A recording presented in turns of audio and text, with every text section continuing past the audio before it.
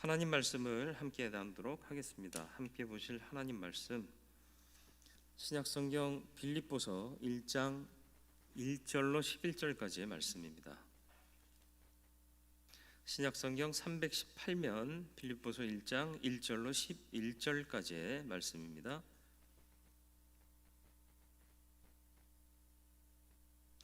말씀 봉독해 드리겠습니다. 그리스도 예수의 종 바울과 디모데는 그리스도 예수 안에서 빌립보에 사는 모든 성도와 또한 감독들과 집사들에게 편지하노니 하나님 우리 아버지와 주 예수 그리스도로부터 은혜와 평강이 너희에게 있을지어다.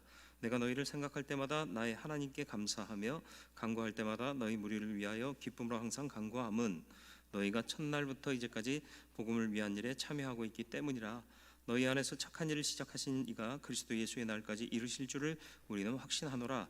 내가 너희 무리를 위하여 이와 같이 생각하는 것이 마땅하니 이는 너희가 내 마음에 있음이며 나의 매임과 복음을 변명함과 확정함에 너희가 다 나와 함께 은혜에 참여한 자가 됨이라. 내가 그리스도 예수의 심장으로 너희 무리를 얼마나 사모하는지 하나님이 내 증인이시니라. 내가 기도하노라. 너희 사랑을 지식과 모든 총명으로 점점 더 풍성하게 하사 너희로 지극히 선한 것을 분별하며 또 진실하여 허물 없이 그리스도의 날까지 이루고 예수 그리스도로 말미암아 의의 열매가 가득하여 하나님의 영광과 찬송이 되기를 원하노라. 아멘. 오늘도 말씀 앞에서 싸우니 주의 말씀을 들을 때 주의 뜻을 알게 하시고 주 뜻대로 살아가는 성도의 삶을 견지하게 하여 주시옵소서. 주님이 모든 것 되게 해 주옵시고 주님이 얼마나 귀하신 분이고 내 안에 계신 것이 내 얼마나 큰 복인가를 깨닫는 귀한 시간 되게 하시고 그런 삶이 되게 하여 주옵소서. 함께 하시기를 예수님의 이름으로 기도드려옵나이다. 아멘.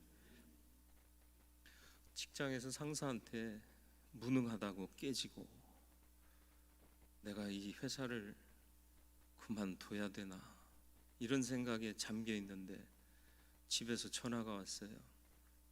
아이가 전화를 해서 아빠 나 지금 학교에서 오는 길인데 오늘 글짓기 상 받았다. 우등상이야. 아빠 닮아서 내가 글을 잘 쓰나 봐. 그러면 상사한테 무능한 놈 하고 깨졌던 그 아픈 모든 상황들이 그냥 이놈의 회사를 때려쳐 말아 막 이런 마음 그냥 끝나잖아요. 인간적인 기쁨도요 상황과 환경을 이길 수 있게 하는 힘이 됩니다. 그런데 하나님이 주시는 기쁨이 우리 안에 있다면 어떤 상황과 환경 속에서도 우리는 능히 이겨나갈 수 있을 줄 믿습니다. 바울이 그 기쁨을 소유한 삶을 살았고요, 인생 사는 동안 일생 사는 동안 놓치지 않았습니다. 빌립보서는 기쁨의 서신이라는 별명이 붙어져 있죠. 빌립보 교인들에게 보낸 로마 감옥에 있는 바울의 서신입니다. 갇힌 자가 자유한 자들을 향하여 기쁨을 얘기하는데 18번이나 기뻐하라라는 말이 나옵니다. 정말 우리는 기쁨을 소유하고 놓치지 않고 살고 있습니까? 기쁨의 근원이 어디로부터인지 그리고 기쁨이 할 수 있는 일이 무엇인지를 우리가 알면 이 기쁨을 놓치지 않고 살게 될 줄 믿습니다. 오직 예수님 때문입니다. 기쁨의 근원은 오직 예수님이에요. 항상 나와 함께 하시는 주님을 바울은 믿었습니다. 감옥에서도 기뻐할 수 있었던 이유가 바로 주님이 나와 함께 하시고 내가 주 안에 있고 주가 내 안에 계시다. 이런 믿음 때문에 그랬어요. In Christ 1절 말씀에 나오잖아요. 그리스도 예수의 종 바울과 디모데는 그리스도 예수 안에서. 그러니까 그가 빌립보에 있든 에베소에 있든 로마 감옥에 있든 아니면 성전에 있든 많은 사람들이 모인 광장에 있든 항상 in Christ 주 안에 있었어요. 그러니까 어디에 있든지 상황과 환경은 중요하지 않아요. 위협하는 존재들이 있어도 그때에도 나는 in Christ 주 안에 있는 거죠.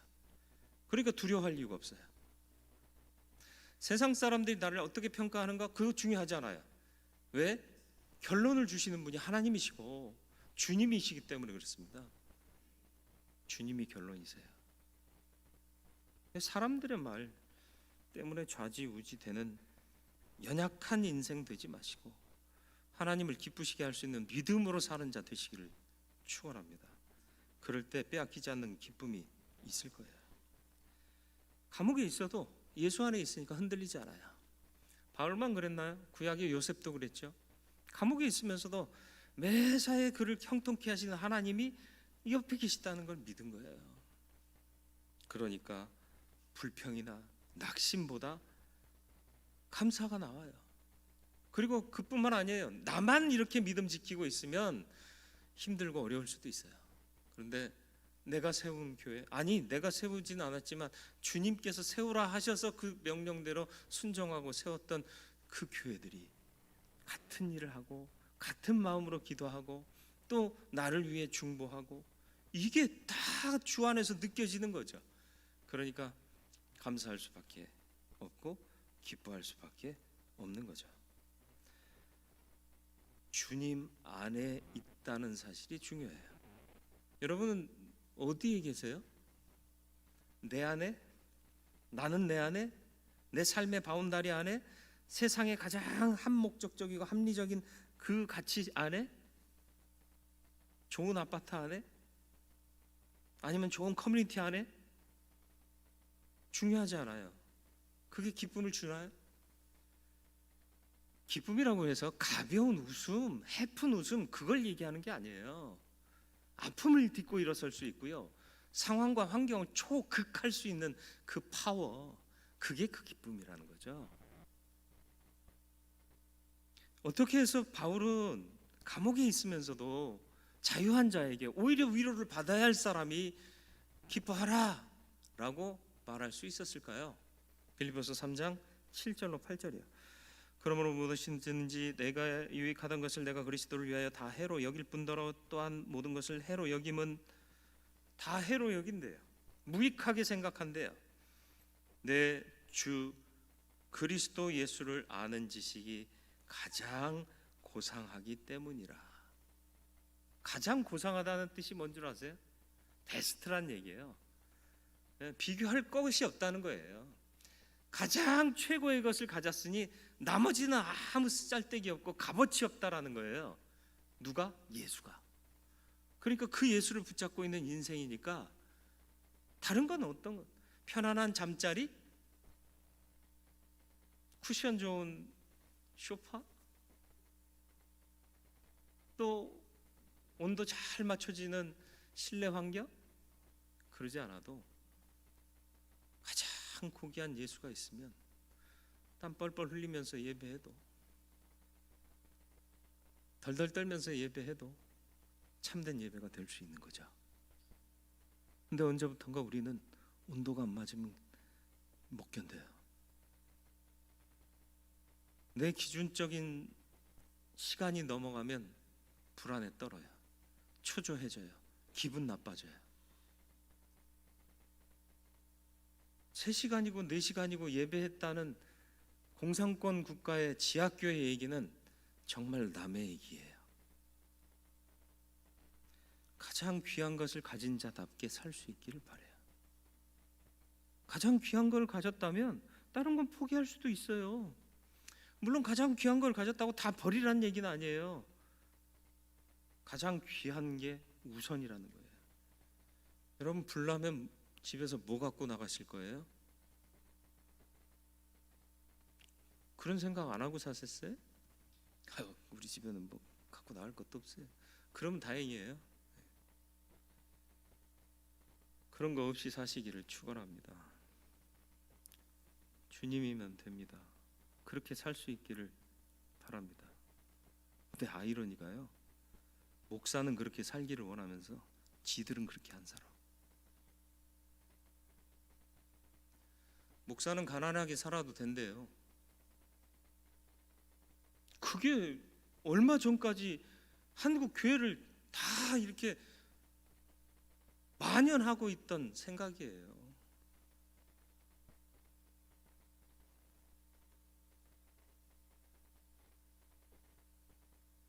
그래도 기뻐하고 살아요.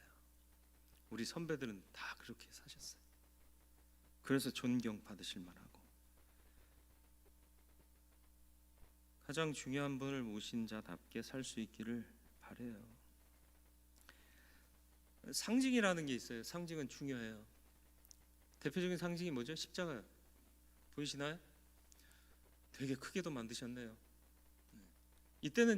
그때는 이게 제일 좋은 십자가였어요. 딱 정확하게 반듯하게 만들어서 각지고, 또 잘 다듬어서 반짝이는 거 딱, 뭐라고 그래요? 니스라고 그래요? 하여튼 뭐 이런 칠 같은 거 딱 하고, 중후한 나무의 색깔 나오게 하고.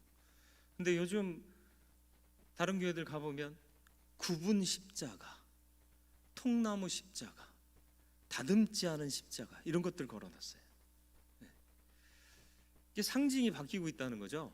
옛날에는 네모 반듯하고 좀 가치 있어 보이는 십자가가 사람들에게 호응이 있었는데, 이제는 예수께서 당한 고난을 그대로 느낄 수 있을 것만 같은 구분 십자가 혹은 거친 십자가, 이런 것들이 걸려 있으면 사람들이 그걸 보면서 예수를 생각하게 된다는 거죠. 십자가는 실체가 아니에요. 이거 갖다 버려도 아무런 벌 안 받습니다. 이거 띄어다가 내려놔도 아무 벌 안 받아요. 어떤 교단은 앞에다 십자가 붙이면 우상이라고 또 안 붙이는 교단도 있어요. 우상이 아니라 상징이라니까요. 심볼이에요, 심볼. 이게 예수는 아니지만 이걸 볼 때마다 예수를 기억하게 하는 거예요. 그런 의미가 있는 거예요. 교회는 뭘까요? 교회도 상징이에요. 하나님의 집, 성전을 상징하는 거예요. 여기가 성전이에요? 말도 안 되는 소리 하지 마세요. 성전에 이렇게 여러분이 이렇게 가까이 오실 수 있어요? 여자분들 요 앞자리에 어떻게 앉아요? 불가능해요. 여긴 성전 아닙니다. 성전의 의미를 보여주는 상징, 하나님의 집을 보여주는 상징이에요. 그게 교회예요. 그렇다고 해서 상징은 아무거나 갖다 걸면 되나요? 싸고 좋은 거? 세상에 싸고 좋은 거 없어요. 그러니까 십자가 하나 걸 때도요, 고민해서 걸어요. 가운데다 걸까? 왼쪽에 걸까? 오른쪽에 걸까? 요즘은 가운데다 십자가 걸지 않고 한쪽으로 십자가를 거는 교회들도 많아요. 생각이 고정돼 있으니까 어떻게 십자가를 딴 데로 빼? 이런 생각하는 거예요. 예전에 제가 이제 군목 마치고 뭐 수술을 할 일이 있어서 별것 아닌 수술이긴 했지만 수술 받고 병원에 입원해 있는데, 병원 예배가 주일날을 어떻게 겹치게 됐어요. 그래서 주일날 예배드리러 병원 교회로 올라갔는데, 이제 외부에서 목사님이 이제 위문품과 함께 말씀을 증거하시는데 말씀이 참 도전되더라고요. 그래서 한번 그 교회 가볼까 하고 가봤어요. 가봤더니 교회가 너무 좋아요. 너무 좋아요. 그래서 나중에 민간교회 하여튼 일반 교회 부목으로 간 다음에 그 교회에서 이제 안수집사 권사님들 몇 분 모시고 교회 한번 탐방합시다. 왜냐하면 배울 거 있으면 배우면 좋잖아요. 탐방을 갔어요. 여자 집사님이 안내를 해요. 그러면서 교회를 다 소개해주고, 목사님의 목회 철학이 이렇게 반영되어 있습니다. 건물 안에도. 그리고 마지막으로 이제 다과를 대접하기 위해서 한 방으로 데리고 가는데, 멋진 벽난로가 있어요. 그리고 벽돌도 좀 밝은 톤의 벽돌과 또 창마다 커튼도 굉장히 럭셔리한 느낌의 커튼 있잖아요. 왜 말로는 표현 못해도 그 아시죠? 뭘 얘기하려는지 아시겠죠? 딱 앉았는데 테이블 의자도요, 와 이렇게 좋은 게 있나 싶을 정도예요. 고급 레스토랑에 온 것 같은 느낌. 고급 레스토랑에 가보셨어요? 안 가봤으면 말을 하지 마세요 라고 얘기할 것 같죠? 저도 고급 레스토랑은 거의 안 가봤어요. 갈 일도 없고. 거기가 어디냐? 새가족실이에요. 교회 처음 오는 사람들에게 가장 좋은 분위기 속에서 가장 좋은 말씀을 증거하고 교회를 소개하는 거죠. 목사님의 목회 철학 1번, 교회는 항상 집구석보다 좋아야 된다. 집구석이 교회보다 좋으니까 예배 끝나면 쪼르륵 집으로 달려가기 바쁘더라. 그래서 10몇 년 전인데요, 어린이 놀이터, 실내 놀이터 큰 거를 교회 안쪽에다 넣어놓은 거예요. 그리고 그것과 연결해서 커피숍을 만들어 놓고, 그러니까 애들 엄마들이 올까요 안 올까요? 애 키워보셨나요? 애들이 잠은 얼마나 이뻐요. 근데 이쁘기만 해요. 얘가 좀 빨리 깨나서 엄마 얘기도 하고 놀기도 하고 그랬으면 좋겠다. 그런데 정작 깨면요, 이놈은 언제 잠드나 이런 마음 안 들어요? 사고 치고 말 안 듣고 떼쓰고 울고, 아이고 너는 잠도 없냐? 근데 또 자면 서운해요. 이게 애 키우는 엄마의 마음이요. 이쁘기는 하지만 힘들어요. 근데 애를 맡길 수 있어요. 봉사자들이 2명 3명 붙어가지고 애들을 철저히 안전하게 놀게 해주는 거예요. 그러니까 부모들이 주중에 와서 애들 맡기고 차 마시는 거예요. 교회 안에 카페에서. 교회 안에 카페인데 정치 얘기 하겠어요? 동창생들 만나서 술 마신 얘기 하겠어요? 그건 예의가 아니잖아. 교회 카페에서 그런 얘기는 안 할 거 아니야. 그리고 분위기를 다, 여기를 봐도 성경 말씀, 저기를 봐도 성경 말씀, 나오는 음악은 뭐예요? 잔잔한 복음성가. 그러니까 딴 생각 안 해요. 주일 말씀 기억하고, 나 이런 고민이 있는데 어떻게 할까? 내가 기도해 줄까? 분위기가 그렇게 무르익는 거예요.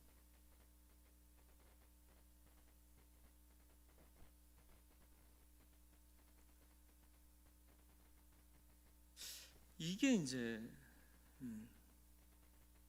심볼, 상징, 그리고 그것을 통해 주는 기쁨, 이런 기쁨을 누렸으면 좋겠다는 거죠. 이런 기쁨의 가치를 아는 교회가 됐으면 좋겠다라는 거죠. 6절 말씀을 보세요. 너희 안에 착한 일을 시작하신 이가 그리스도 예수의 날까지 이루실 줄 우리는 확신하노라. 누가 시작한 일이에요? 대운교회는 누가 시작했어요? 네? 김모 목사님이 하셨나요? 아니면 몇몇 집사가 같이 뜻을 모아서 다른 김모 목사님을 청빙했나요? 아니요. 누가 시작했다고요? 너희 안에 착한 일을, 이 착한 일이라는 게 사람들이 생각하는 그 착한 일이 아니에요. 선하신 하나님의 역사라는 뜻이에요. 하나님의 역사를 시작하신 이가 그리스도 예수의 날까지, 그러니까 이 일을 시작하신 분은 누구예요? 교회를 시작하신 이도 하나님, 선교를 시작하게 하신 이도 하나님, 다 하나님이 한 거예요. 내가 한 게 어디 있어요? 근데 자꾸 내가 했다고 그래.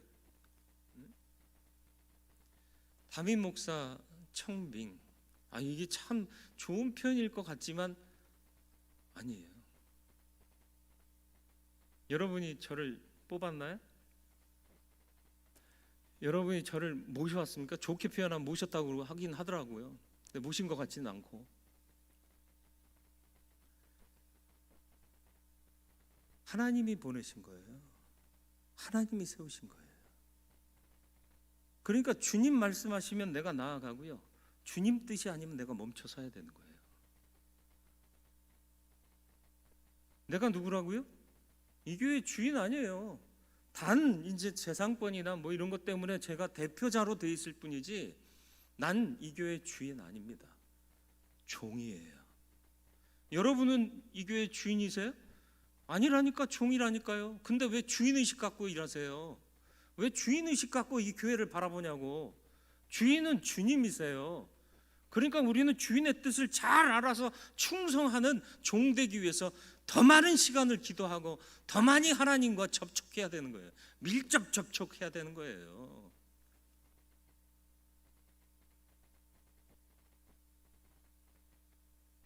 내가 다 알고 모든 일을 할 수 있어요?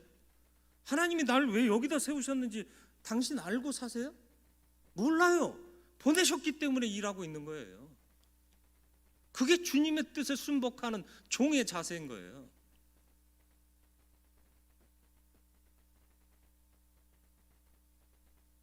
주도권은 하나님께 있는 거예요. 주님께 있는 거예요. 우리는 그 안에 있으면 되는 거예요. 그 안에서 자립하지 말고 지나가는 통로가 되기도 하고, 그래야 열매 맺는 거예요. 무슨 말인지 아시겠어요? 내가 결정체가 아니라 지나가는 통로가 되어야 한다는 거예요. 주님도 그런 통로의 역할을 하셨다니까요. 요한복음 15장 5절 말씀이요. 같이 읽어볼까요? 나는 포도나무요, 너는 가지라. 그가 내 안에, 내가 그 안에 거하면 사람이 열매를 많이 맺나니 나를 떠나서는 너희가 아무것도 할 수 없음이라. 무슨 말이에요? 주님이 포도나무래요. 그러니까는 물을 빨아들이고 양분을 만들어서 통과시켜 주는 거예요. 난 뭐라고요? 가지라고요. 내가 잘 통과시켜 주면 열매 맺는 거예요. 풍성해진 거예요. 근데 가로막고 있으면 끝나는 거라는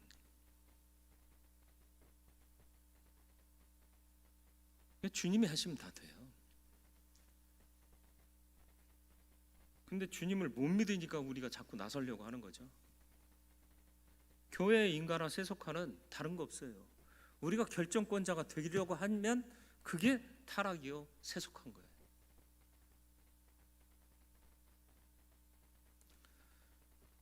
두려워요. 떨려요. 쉽지 않아요.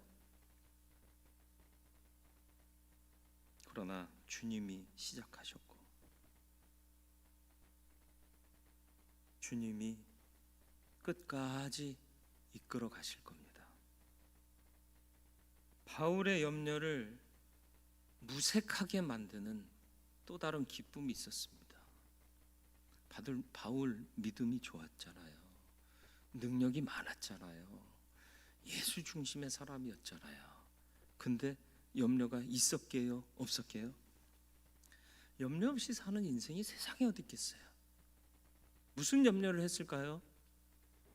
내가 이렇게 감옥에 갇혔는데 우리 교인들이 혹여 나를 보고 믿음이 약해지면 어쩌지? 나를 범죄자로 여겨서 믿음이 약해지는 게 아니라 저렇게 주의 일을 열심히 하고 교회를 이곳저곳에 세우고 선교도 발이 부르트도록 선교하시고 열심히 사역하시는 분인데 어떻게 하나님 영광의 자리에는 앉혀주지 못하실지언정 감옥에 그렇게 갇히게 하셨습니까? 하는 마음이 들면 믿음이 약해지고 또 우리 가만히 있자, 일하지 말자, 이래봐야 감옥밖에 안 가는데 뭐 이런 생각까지 하지 않을까? 이런 염려가 바울에게 있었을까요? 없었을까요? 당연히 있죠. 그런데 그 염려가 무색해졌다. 바울은 로마 감옥에 갇혀 있지만 기뻐했어요. 기쁨을 소유할 수 있었어요. 말씀드렸듯이 거기도 주님이 함께 하셨기 때문에 그래요. 더 깊이 주님에 집중할 수 있는 곳이 또 감옥이기도 해요. 뭐 사람이 없잖아요. 그러니까 주님께 기도할 수밖에 없는 곳이 감옥인 거라. 찬송가 336장 2절이요. 옥중에 매인 성도나 양심은 자유 얻었네. 우리도 고난 받으면 죽어도 영광 되도다. 이 가사 쉽지 않을걸요? 죽어도 영광 되시겠습니까?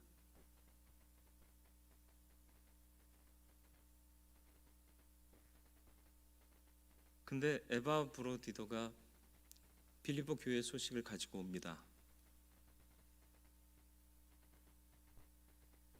빌립보 교회는 바울이 감옥에 투옥됐다는 것을 듣지만 실망하거나 시험에 들지 않고 오히려 더 담대히 복음을 전한다는 거죠. 이 소식을 들은 바울이 마음에 얼마나 기쁨이 됐고 얼마나 힘이 됐겠습니까? 3절로 5절 말씀이요. 내가 너희를 생각할 때마다 나의 하나님께 감사하며 간구할 때마다 너희 무리를 위하여 기쁨으로 항상 간구함은 너희가 첫날부터 이제까지, 첫날이 언제예요? 빌립보 교회가 세워졌을 그 첫날부터 이제까지, 지금 내가 갇혀 있는 지금까지 복음을 위한 일에 참여하고 있기 때문이라. 너희가 여전히 그날부터 지금까지 하나님이 원하시는 일, 내가 그토록 사모하고 행하고자 했던 일 알고 같이 행하고 있구나. 그러니까 에바브로비도 편에 들은 빌립보 교회 소식을 들은 바울은 내가 염려할 게 아니었구나, 참 감사하다 하는 마음을 가질 수밖에 없었다라는 것입니다. 그래서 그가 빌립보 교인들을 향해서 고백합니다. 7절이요. 내가 너희 무리를 위하여 이같이 생각하는 것이 마땅하니 이는 너희가 내 마음에 있음이며 나의 메임과 복음을 변명함과 확정함에 너희가 다 나와 함께 은혜에 참여한 자가 됨이라. 한 마음으로 참여한 거예요. 그래서 그런 모습들을 보니까 항상 바울의 마음속에 그들이 있는 거죠. 위기는 진짜와 가짜를 구별해냅니다. 진짜와 가짜를 구별해내기 위해서 하나님은 위기를 주시기도 하는 것 같습니다. 솔로몬의 명판결 스토리를 누구나 다 알아요. 상식으로도 알아요. 아이 하나를 가지고 여자 둘이 와요. 서로 자기 아이래요. 싸움이 멈춰지질 않아요. 그러니까 솔로몬이 애를 반 나눠서, 반 쪼개서 나눠줘라. 칼을 들었어요. 내리치려고 하니까 어떻게 해요? 진짜 엄마는 아니다, 내가 포기하겠다, 아이를 저 여자 줘라. 진짜가 위기 속에 나타나는 거예요. 팬데믹, 그 어떤 상황이 와도요, 위기 속에서 진짜와 가짜는 구별되게 돼 있어요.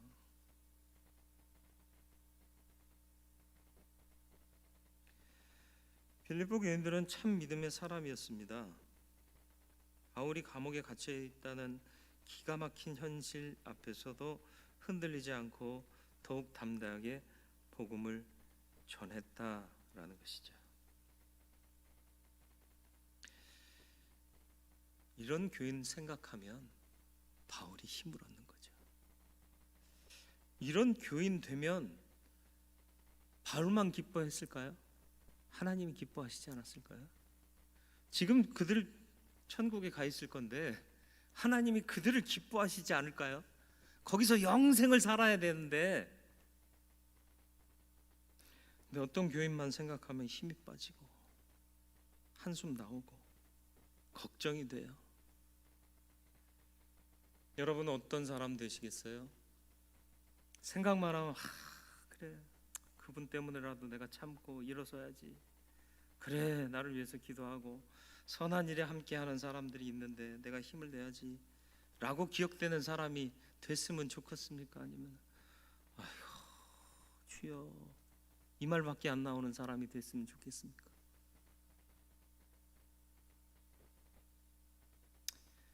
8절이요. 내가 예수 그리스도의 심장으로 너희 무리를 얼마나 사모하는지 하나님이 내 증인이시라. 하나님이 너희에 대한 내 사랑의 증인이시래요. 근데 어떻게 사랑하느냐? 예수 그리스도의 심장으로. 여기서 말하는 심장은 heart 아니에요. bowl입니다. bowl. 전체 이 모든 내장, 장기, 심장만 뚝 띄어서 사랑하는 그 사랑이 아니라 모든 것을 다 드러내서 줄 만큼의 사랑이란 뜻이에요. 그런 사랑을 받는 자는 하나님이 기뻐하시는 자예요. 하나님이 기뻐하시는 자는 소망에 대한 확신으로 기쁨을 잃지 않는 믿음의 길을 걸어가게 될 줄로 믿습니다. 어렸을 때 학생회 새가족으로 나가면요, 꼭 무한한데 이로 세워요. 이렇게 세워가지고 노래 불러요. 무슨 노래 불렀게요? 주의 사랑으로 사랑합니다. 짧기도 하고 유치하기도 한 거예요. 딱 들으면. 아니, 니네들 사랑으로 사랑하지 뭘 주의 사랑으로 근데 지금 와서 생각하니까 이게 정답. 우리 인간의 사랑으로 사랑하는 건 변질돼요. 왜곡돼요. 조금만 달라지면 등 돌려요. 배신해요. 등에다 칼 꽂아요. 근데 주님의 사랑은 끝까지 하는 사랑이고 변함없는 사랑이고 죽기까지 생명을 내어주는 사랑이거든요. 그 사랑으로 우리 새로운 형제 자매를 사랑하겠다. 얼마나 좋은 찬양이에요. 근데 그 찬양대로 사랑하간? 아니, 어림없지. 우리 교회는 그런가요? 그 사랑이 역사하고 있나요? 어림없지라고 평가받지 않기를 바랍니다. 예수의 심장으로 사랑받을 수 있는 믿음의 사람 되시기를 축원합니다. 서로 다른 그러나 같은. 무슨 말이요? 빌립보 교회 개척 멤버 3사람 누구요? 누구게요? 잘 아시는 바와 같이 자주장사 루디아, 그죠? 루디아.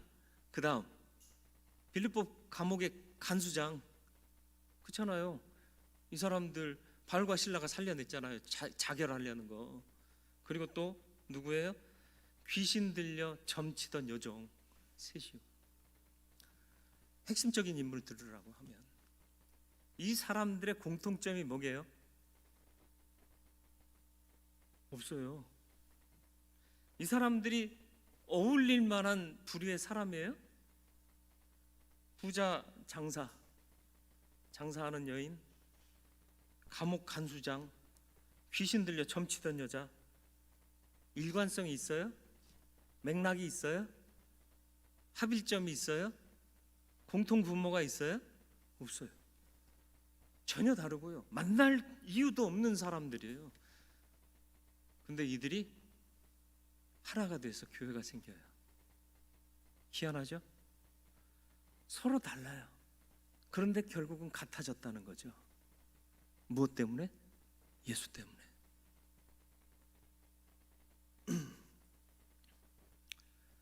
제가 부임하면서 몇 가지 이슈를 여러분들에게 강조한 것들이 있어요.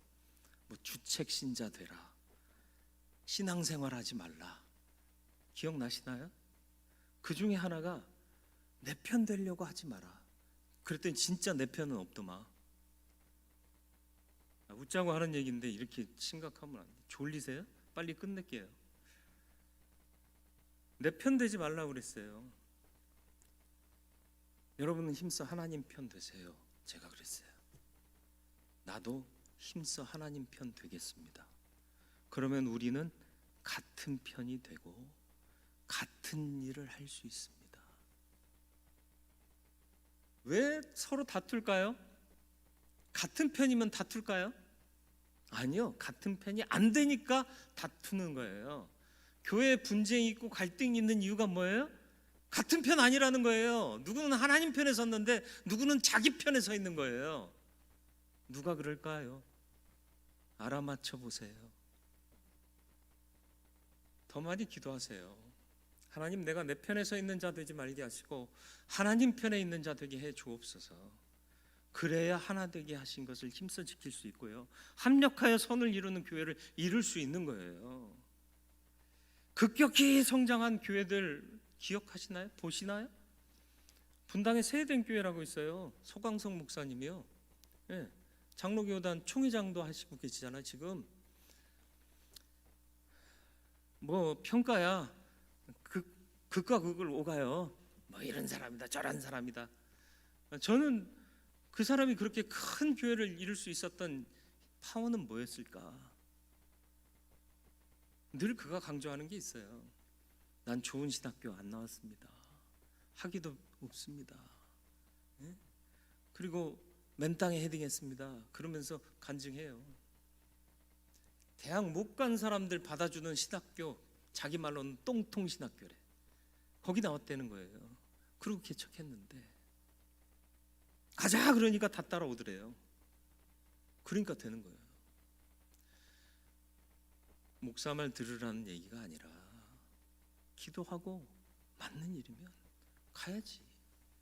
그리고 이왕 갈 거 박수 치면서 화이팅 하면서 가야지. 아이씨, 간다고 되냐? 그러고 따라갈 거냐고. 이왕 갈 거면 같이 가야지. 기분이 좋게 가야지.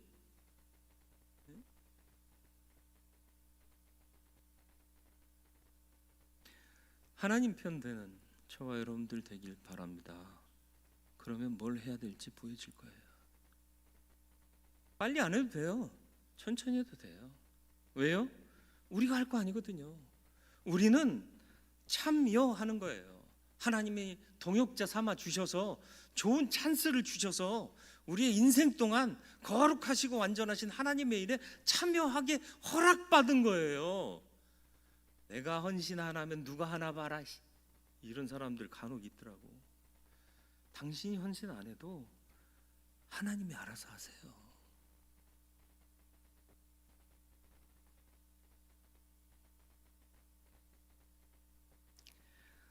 초교파 목회자 세미나나 수련회 같은 데 가면 전혀 모르는 목사님들 만나는데 참 한눈에 봐도 신실하신 목사님, 정말 신앙이 견고하고 참 뭐랄까 그냥 존경스러운 분들이 있어요. 그냥 보기만 해도 너무 좋고 친근해져요. 왜 그럴까요? 같은 편이니까요. 주님을 정말 사랑하는 사람을 만나면요, 너무 좋고 친근해요. 누가 여러분을 만나더라도 너무 좋고 친근한 사람이 되실 수 있기를 축원합니다. 그러기 위해서는 하나님 편 되셔야 된다니까요. 달라요. 무슨 일 하세요? 건축이요. 무슨 일 하세요? 직장이요. 무슨 일 하세요? 사업이요. 다 달라요. 다 다른 사람들이 하나로 모였어요. 잘 될까요? 안 될까요? 잘 될 수도 있고 안 될 수도 있어요. 잘 되는 길은 뭐예요? 하나님 편 돼서 같은 편 되면 된다니까요. 안 되는 방법은 뭐죠? 내 생각대로 서로 고집하는 거죠. 네가 이기나 내가 이기나 해보자.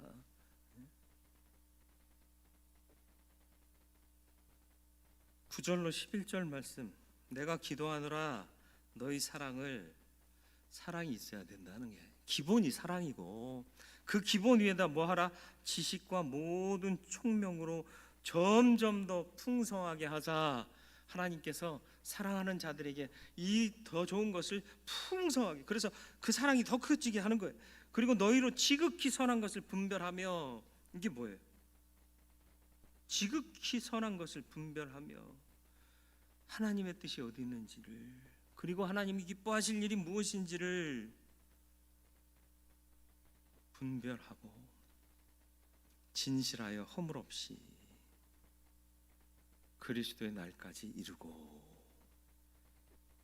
아직도 허물 많잖아요. 우리 이렇게 살면 안 되는 거잖아요. 진실하고 허물 없이 그리스도의 날까지 이루고 그랬는데, 그때 가서 진실 없이 허물 없이 되는 게 아니라 진실 없이 허물 없이 살아서 그리스도의 날까지 이르러야 되는 거예요. 근데 우리 진실하지도 못하고 허물도 너무 많잖아요. 허물 없어요?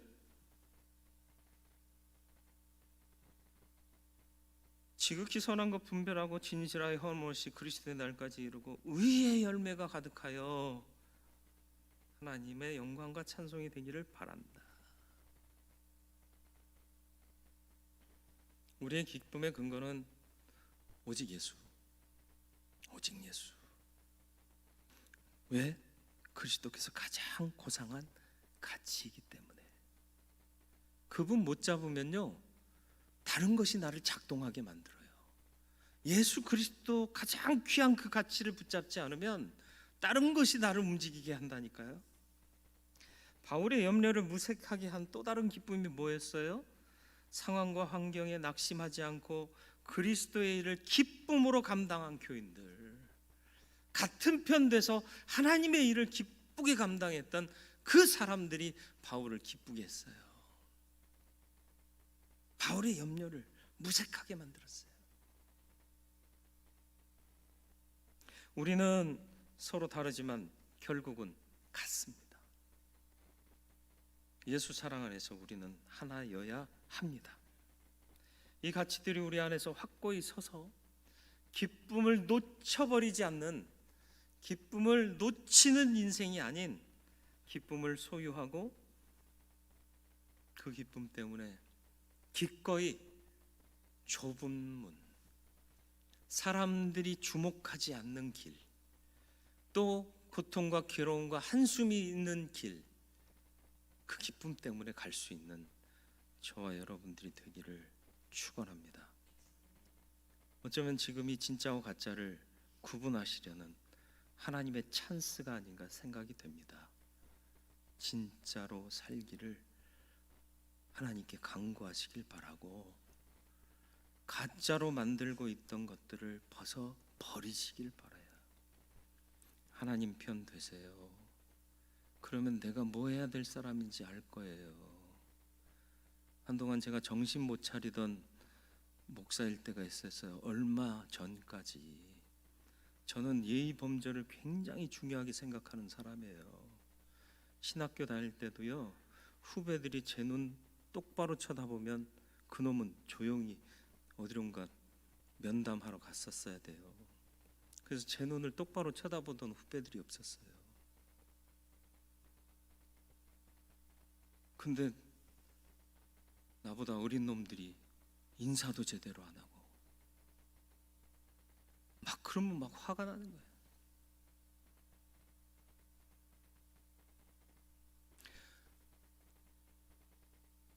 근데 그렇게 살다 보니까 내 마음에 평강이 없어져요. 내 마음에 평강이 없어져요. 분노로 가득하게 돼요.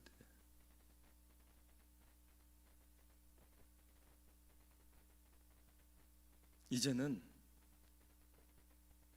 하나님께 그래서 오랜 시간 기도했어요. 노골적으로도 기도했어요. 하나님, 저 싸가지 없는 분 용서할 수 있는 마음 주세요. 그런 마음도, 그런 기도도 했어요. 뭐 개인적으로 기도할 때 무슨 말인지 못하겠어요. 그러고 나서는 이제는 잘했어. 괜찮아. 아예 또 다시 하면 되지. 이렇게 돼요. 그러니까 후배들이 좋아해요. 생각보다 제 주변에 후배 목사님들이 좀 있어요. 자랑하려고 하는 게 아니라 하나님께 기도해서 하나님께서 그 옹졸한 마음을 바꿔주시니까 오히려 존경받고 사랑받는 선배로 만들어 주고 계시더라는 걸 얘기하려고 하는 거예요. 존경받으세요. 사랑받으세요. 그러기 위해서는 하나님 편 되셔야 돼요. 내가 선배인데 네가 이런 내가 기준 되니까 불편한 것밖에 없어요. 하나님, 내가 하나님 편 되게 해주세요. 기도했더니 저도 동역자고 그런 마음으로 대하니까 그럼 결국 저와 친하고 있던 후배들이 또 그 다른 후배들을 어떻게 대할 건가는 당연한 거 아니에요? 배운 대로 가니까. 교회의 전통이 어떻게 세워지는 줄 아세요? 그렇게 세워져 가는 거예요. 좋은 것 보고 배우면 좋은 교회 되는 거예요. 이상한 것 보고 배우면 이상한 교회 되는 거예요. 여러분, 여러분에게 달려 있어요. 이 교회의 미래가, 이 교회의 역사가 어떤 성도로 사느냐에 따라서 교회가 달라질 수 있어요.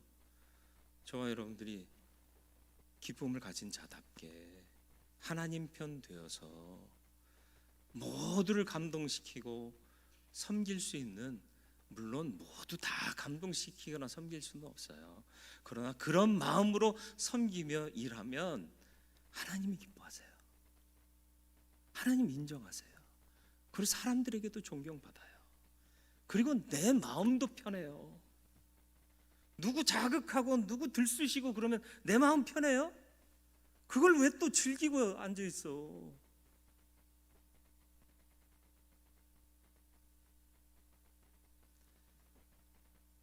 기쁨을 가진 자답게 평안 가운데 용납하고 너럽게 격려하고 칭찬하고 화합하고 힘내게 그러면서 살아갈 수 있는 우리 모두가 되기를 바라요. 그건 하나님이 바꿔주셔야 돼요. 그러니까 우리는 힘써 하나님 편 돼야 돼요. 하나님과 더 가까워져야 돼요. 그럼 우리는 같은 편으로 다툼 없이 같은 일을 할 수 있을 겁니다. 하나님, 우리 안에 기쁨이 이루어져 버렸습니다. 은혜를 망각한 탓입니다. 나를 구원하시고 나에게 생명을 주신 그 은혜의 주님, 가장 귀한 가치인데 다른 것 때문에 주님을 놓쳐버렸기 때문에 내 안에 평강도 없어지고 기쁨도 사라지고 갈등과 번뇌와 또 찌르는 아픔. 이제는 다시금 기도하며 평화의 사람 되고 기쁨의 사람 되어 하나님의 일을 같이 하는 자 되기를 원합니다. 내일이 아니라 하나님이 시작하시고 그리스도의 날까지 이르게 하실 하나님의 역사에 부름받아 함께 동역하게 귀한 기회를 얻은 자답게 주인이신 하나님 마음에 합한 삶을 사는, 그리고 그렇게 충성하는 내가 되게 해 주시옵소서. 바울도 염려하고 걱정했지만 그 염려와 걱정을 무색해 한 빌립보 교인들의 그 열심, 그게 내 안에 있기를 소원합니다. 우리는 서로 다르지만 예수 때문에 같은 자들입니다. 다른 사람처럼 다투거나 갈등하지 말게 하시고 같은 사람, 같은 편으로 합력하고 격려하고 칭찬하고 힘을 실어줄 수 있는 그런 진짜 교회 만들어가는 진짜 성도 되게 해 주옵소서. 예수님의 이름으로 기도드리옵나이다. 아멘.